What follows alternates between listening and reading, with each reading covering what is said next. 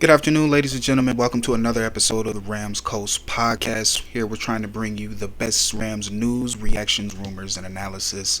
You can follow me personally, your host, Rahim, at WTR on Twitter. The WTR is capitalized. There's no underscores, no dashes, anything like that. You can follow this podcast's Twitter page also at Rams_Coast. Again, so that's my Twitter page is WTR Rob. The WTR is capitalized. The podcast's Twitter page is at Rams Coast.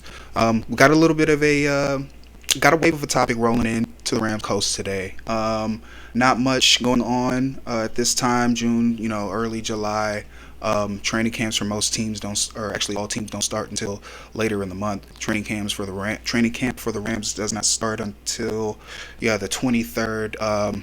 Not much going on these days. Not much really to talk about. This is when this is the dullest period of the season. But we got some content to push out, so we're gonna get into it today. I'm gonna get into 5 training camp battles that I'm most intrigued by, most interested in. Planning to go down UC Irvine to see at least a few practices this training camp, and these are the players, these are the position groups. This is what I'm going to be most focused on when I go down there. We're going to get right into it. We're going to get into the guy who is pretty much our number one overall pick. Pretty much our first round pick, of course. With the Rams trading our second and third picks for Von Miller last year, and then also making a trade for Matthew Stafford, where we got rid of our first round pick. Our first pick was pretty much almost in the fourth round at 104.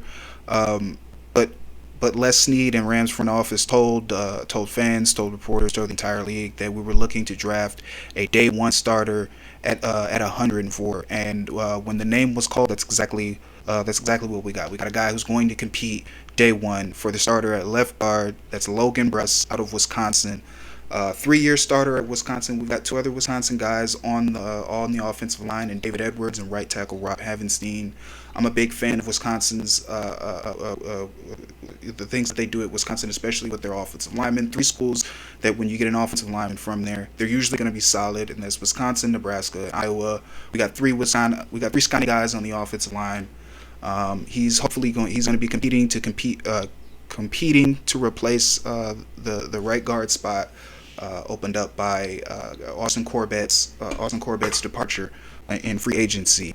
I've done a little bit of film on this guy. Like I said, anytime you get the guys from Wisconsin, they're going to be strong. They're usually going to be athletic. They're going to be good technically, and that's true for Logan Bruss. Does need to improve a little bit. A little bit with hand technique, but he's definitely got skills that translate into being a good pass blocker at the NFL level. It's my opinion that he is going to beat out Bobby Evans and anybody else that they have competing for that spot. I believe Logan Bruss going to be a day one starter for the Rams. I'm excited to see what he can do. I know Big Whit, Andrew Whitworth, who retired from the Rams this past season. I know he's been with the team. I know he's spoken highly of Logan. I know Rob, who is going to be playing next to him, was extremely excited when we picked Logan Bruss, and actually ended up sending him a text, kind of like, "Hey, can't wait to get to work with you." Really excited there. Austin Corbett was definitely a good player for us. We were one of the best pass blocking units in the league last year, but especially on the interior of our offensive line. That center and those 2 guard positions was really hard for us to move defensive lines and move people out of the way to create running lanes for our running backs. So it was really hard to have a consistent running game last year. We're hoping that Logan Bruss comes in day one, gives us a little bit more beef, gives us a little bit more size, gives us a little bit more physicality at that right guard spot. And Rob Havenstein, who's already, in my opinion, one of the most underrated offensive linemen and tackles in today's game. I think he's one of the best right tackles in today's game. We're hoping that right side of that line can really become a wall. We can have a consistent running game to be able to run play actions and do the things that McVay likes to do with our offense. Excuse me, taking a swig of water.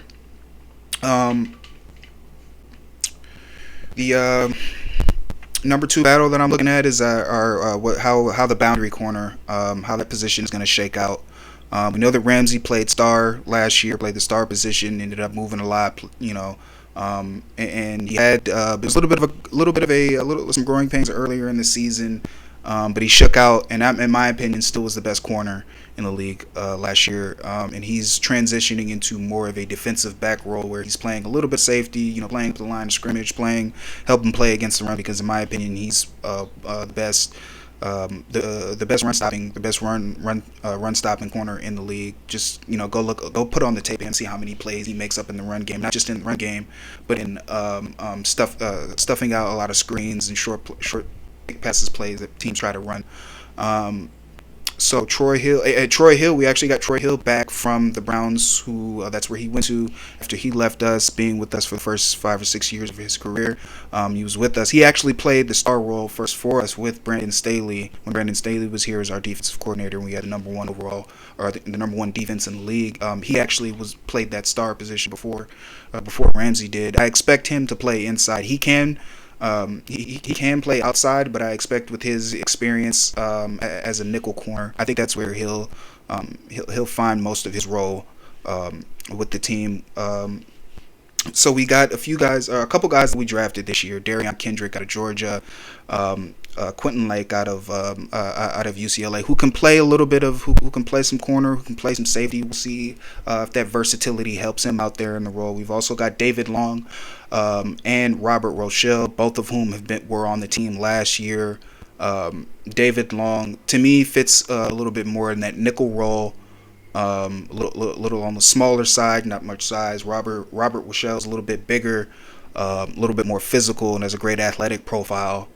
As kind of the same, not kind of the same. Darian Kendrick is a little bit more like Robert Rochelle in that big physical big physical corner role. So we're going to see how that's going to shake out. Again, David Long, Robert Rochelle, Darian Kendrick. I believe those are the top three guys that are going to compete out for those boundary corner positions. As far as how it's going to shake out, I'm not really 100% sure right now. Like I said, I plan on visiting training camp a few times this year. We'll see how those guys shake out. I will say that Robert Rochelle played a few times, played some snaps last season. Earlier in the season, got picked on a little bit. Wasn't really playing all that well. But he did come in the second game against the Cardinals and play very well. Then just got hurt at the end of last season. That's one that I would watch out for. Also, Darian Kendrick from Georgia. He actually played at Clemson as well. He's got 2 national championships. He's got some experience playing on really good teams against really elite competition. Those are 2 names that I'd look out for at that position. And then we're gonna go ahead and switch over to my next battle to look out for, and that's our safety rotation and what that's gonna look like. Last year we had Fuller and Rapp go down near the playoffs, and we pretty much had to play the entire playoffs without Fuller. Rep was only there for the Super Bowl. So Eric Weddle came in. Terrell Burgess and Nick Scott stepped up and played a little bit above themselves, and they were definitely crucial to our Super Bowl run last year. Of course, Eric Weddle retired again. Maybe this time will be for the last time. I don't know. We'll see. We'll see about bringing him back, maybe for another playoff run. But for now, it looks like he's retired. So we got Jordan Fuller out there, who's the Green Dot team captain at the beginning of last year. So we know that the team trusts him. We know that the players in the locker room, specifically the defense, we know that they trust him. I expect him to grab one of those starting spots. I also expect Nick Scott to grab one of those starting spots. Of course. Rams fans probably like to call Nick Brick Scott after the hit that he put on Debo in the NFC Championship game that had Debo laid out for about half a minute. So I know Rams fans are really big on him. He played well all throughout the playoffs. He had a pick against Tom Brady at the end of the half in that game. Eric Weddle actually tipped him off to that. Like I said, Eric Weddle isn't going to be there, and I also said. Terrell Burgess, who played some for us last year, found himself in the dog. Seemed like he found himself in the coach's doghouse a little bit. Hopefully, it looks like he's crawling his way out of there, and we'll see at training camp if he can crawl his way out. all the way out and onto the field for some significant snaps for us this year. I'd love to get him out there. And I also said earlier that Quentin Lake can slide over and play some safety. We'll see how that shakes out and where he ends up on the roster. Rush East, we also have out of Kansas State. I'm not 100% sure he makes the roster. Just with everything with those other 5 players, I'm not 100% sure he makes the roster. He may be a futures player for us. Again, that safety position. A lot of people like to do the free and the safety and the back and the one high safety and most safeties in today's NFL and even if they're not, most teams are trending toward having 2, sometimes 3 guys that can really do all of those things. They can play on the back end. They can come up and they can play against the run. They can play zone. They can play man against certain wide receivers and tight ends and backs coming out of the backfield. The entire NFL is really getting more towards a versatility at really all positions, and I think we're seeing that a little bit on our team. Really excited to see where those guys, how all those guys shake out. Excuse me. Like I said, we've got some question marks at the corner position, so I'm really hoping that we can have a solid safety unit out there that gets some of those younger guys some help. Because I know some of the quarterbacks that we're going to be playing, the Mahomes, the Rodgers, the Carrs, those guys are going to be looking to go after some of those younger corners. Ramsey's been known as a shutdown guy pretty much all throughout his career. So whether offenses are going to be looking elsewhere when they're throwing the ball. Really hoping our safeties can give our young corners some help. Now we're gonna switch over to the other side of the ball. This is a little bit, some Rams fans may call this somewhat of a hot take, but my number 4 training camp battle to watch out for is Tutu Atwell versus the field. Me Rams fans know Tutu Atwell, very slender, smaller, quicker, speedy receiver from Louisville. We were hoping to get him involved last year, but he's about 165 pounds. You worry about him getting injured a little bit, and he did get injured last year, pretty much almost the first time that he saw some real time out there. I'm a little bit concerned about him making the team. When I look at our wide receiver room, I look at Cooper Kupp, I look at Allen Robinson, I look at Van Jefferson, I look at even Ben Skoranek. And you can say whatever you want to about Ben and his drops, but he's a phenomenal run blocker, and you have to be able to do that in McVay's offense to get on the field. So he may even have a slight advantage over Tutu. And then there's Logan. I don't know why I said that. Sorry, Jacob Harris, who kind of plays in a little bit of a tweener wide receiver tight end role. I think he fits better as a wide receiver, but I could see him making the team over a Tutu Atwell. My issues with Tutu are not so much what he can do and what he is. We saw Deshaun Jackson on the field last year, and Deshaun Jackson, proved he's still, even at 30, I believe he's 35 years old. Even at 35, still one of the best deep threats in the NFL. You sleep on him, and you're gonna be looking at the back of his jersey running into the end zone, like we saw him against the Buccaneers in Week 3. But as it turned out, it was just really hard for him to get integrated into the offense. Into an offense that requires its receivers to really do a lot of things and not just stick to one role. All of our guys traditionally, go deep, go intermediate, go short, do the screens, block. And Deshaun's really more of a go route guy at this point in his career. And we saw how we struggled to integrate him to the offense and actually get him on the field. And we saw we actually ended up moving off of him for that same reason. Tutu is kind of in the same situation, but probably about 20 to 25 pounds, or somewhere probably about 20 pounds lighter than what Deshaun Jackson actually is. And I just feel that if you're putting him on the field, most defenses are going to look at him and say, okay, go route or screen or something like that. You kind of tip him if you put him on the field. You kind of tip him off that you're going to do something with him. Because like I said, he's not big body. He's not going to block for you. Like I said, with all the Cooper Kupp, Allen Robinson, Van Jefferson, we've got a lot of 11 personnel. We usually have about 3 wide receivers on the field. I'm not really sure you take one of those guys off the field for Tutu, and I think Van can actually do very well in the deep threat role. That was his role last year.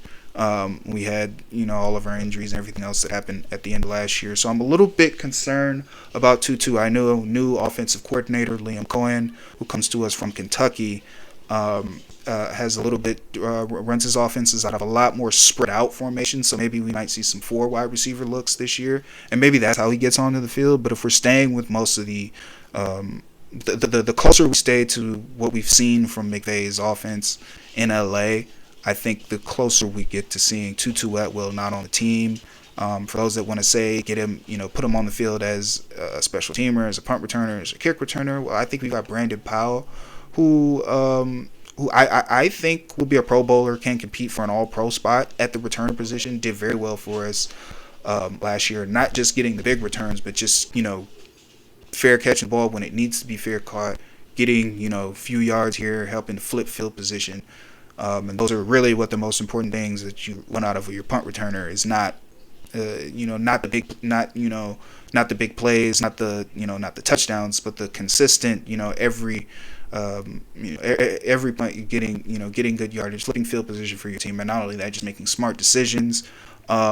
Maybe Tutu can do that. Maybe he can, but we already have Brandon Powell, who we know that we can do that. So, like I'm saying, when I look at things, and I've been wrong before, if he does make the team, shout out to him. But I am a little bit concerned about whether or not he does make the team. Again, I know a lot of people may consider that a hot take, but that's just me. That's how I feel. Rounding out my training camp battles that I'm excited about. It's not a sexy one. Most people will say we're going to go to special teams. I know a lot of people don't like special teams, but the fact of the matter is that it's 1/3 of the game. And we got a little bit of a question mark there. So we're going to get into it. Johnny Hekker, who in my opinion, one of the greatest Rams of all time. I think he single-handedly at times in his career kept us in games. Not just with his leg punting, deep punting and pinning teams inside the 20, but also, he was a quarterback in high school. And I don't know if you guys ever remember the Fisher years, but we did a lot of passes on 4th down using Johnny Hekker. Go look up his passer rating. It's pretty prolific. But he's no longer on the team last year, and even last year, there had been a little bit of a drop, not a little bit, but a definite drop off in production from what we were used to from Johnny. Like I said, I still think he's one of the great punters in NFL history. However, he's not with the team anymore. We're looking to fill that position, and we don't have one set guy there. We brought in 2 guys. We went to the NFL. We went to the NFL rosters, and we looked at the New York Giants, and we saw Riley Dixon, who's a 6-year vet. Who's been punting in the NFL. He has a 45.3 career, 45.3 yard per punt career average. In 2021, he actually averaged 44.4 yards per punt, and we also brought in Cameron Dicker from Texas, who was actually a place kicker for 3 years. Well, he did in his junior year, he did some punting, but he was mainly a place kicker for 3 years, and then last year he did place kicking and punting. Last year he had a 46.8 yard per punt average. We know Cameron Dicker is looked at as a guy who has a little bit of a bigger leg, but struggled with a little bit of the directional punting, which isn't all that bad of an issue to have for a young kid coming out of college. I don't know how long some of you guys have been watching Rams football, but the aforementioned Johnny Hekker had a little bit of problem with the directional punting when he came out of college, and he was able to get it fixed. So it's not, it's not an end all be all for him. Dixon's the vet. Dixon's been in the league for 6 years, so he may hold a little bit of a leg up, all pun intended, over Dicker. But Dicker's gonna come in there. He's gonna compete. He also does some. He also does some. Not some. He's also a place kicker. So if anything happens to Matt Gay, we got Cameron Dicker on the team. In my opinion, I think that may go ahead and swing swing the coach's decision over in his direction. But we're gonna find out. The guys, the team right now, they're all getting mentally ready. Some of those guys are getting physically ready to come back and do all the preparation that needs to help this team win its second consecutive Super Bowl. But that's not gonna come until July 23rd. Like I said, until then, we're just talking, we're speculating. But these are the five battles that I'm speculating and that I'm talking about the most. You can comment. You can leave a comment in the comment section if you have anything to add, or maybe another training camp battle that you're looking at. Again, always you can hit me up on Twitter. Also, again, gotta give a shout out to my booster club, World Tour Rams, Chris, Gabe, Mike, Lou, Zach, everybody that's over there doing everything that they're doing. I know they're preparing to bring you guys the absolute best tailgate experience this coming season. It's gonna be nuts. If you guys have ever been to Rams tailgates, you know what they're about. This year's gonna be turned up to another level. So that's it. We're out of time for today's episode. Again, I love talking about football. I love talking about this team. As always, it's me, your host, Rahim, signing out for the Rams Coast Podcast. I hope you guys are blessed, and I will see you next time.